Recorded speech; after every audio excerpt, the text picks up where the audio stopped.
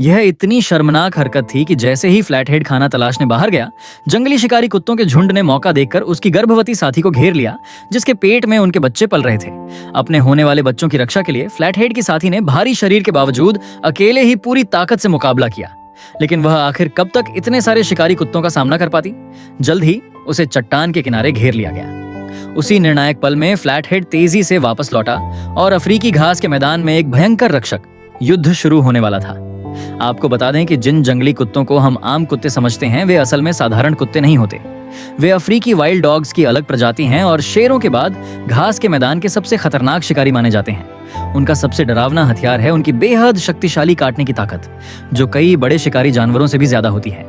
उनकी औसत bite force लगभग 460 किलोग्राम तक पहुंच सकती है और वे अपने शिकार की मजबूत हड्डियों को एक ही काट में तोड़ देते हैं। इसके अलावा वे झुंड में हमला करने और चालाक घात लगाने में माहिर होते हैं। इसी वजह से उनका नाम पूरे घास के मैदान में खौफ का प्रतीक है। यहाँ तक कि अकेला शेर भी इनके बड़े झुंड से भिड़ने से बचता है। अब बात करें हमारे नायक फ्लैटहेड की, जिसका वैज्ञानिक नाम हनी बैजर है।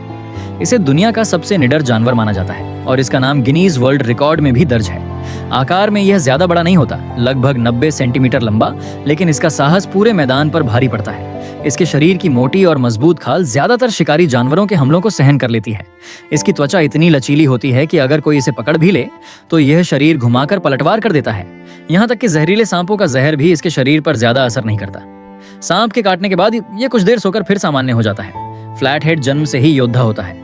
अपने से कई गुना बड़े दुश्मनों के सामने भी वह पीछे नहीं हटता, क्योंकि उसे पता था कि अगर वह हार गया तो उसके पीछे छिपे बच्चे और उसकी साथी तुरंत शिकारी कुत्तों का शिकार बन जाएंगे। शिकारी कुत्तों के खतरनाक हमलों के बावजूद फ्लैटहेड एक कदम भी पीछे नहीं हटा। उसका हर वार ऐसा था मानो वह दुश्मनों को साथ लेकर ही मिट जाएगा। लेकिन दूसरी तरफ शिकारी कुत्ते भी आसान प्रतिद्वंदी नहीं थे। फिर भी फ्लैटहेड की पागलों जैसी बहादुरी के सामने उन्हें कोई फायदा नहीं मिला। जो भी आगे बढ़ता, फ्लैटहेड उसे जोरदार काटकर पीछे हटा देता।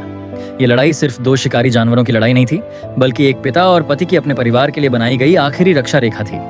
अपनी जान दांव पर लगाकर फ्लैटहेड ने आखिरकार पूरे झुंड को पीछे हटने पर मजबूर कर दिया और जो शिकारी कुछ देर पहले ताकत दिखा रहे थे, वे आखिर डरकर भाग गए। यह अफ्रीकी घास के मैदान की सबसे कठोर लेकिन सबसे भावुक जिम्मेदारी की कहानी है। यहाँ हर लड़ाई के पीछे सिर्फ हिंसा नहीं, बल्कि अपने परिवार को बचाने की जिद छिपी होती है।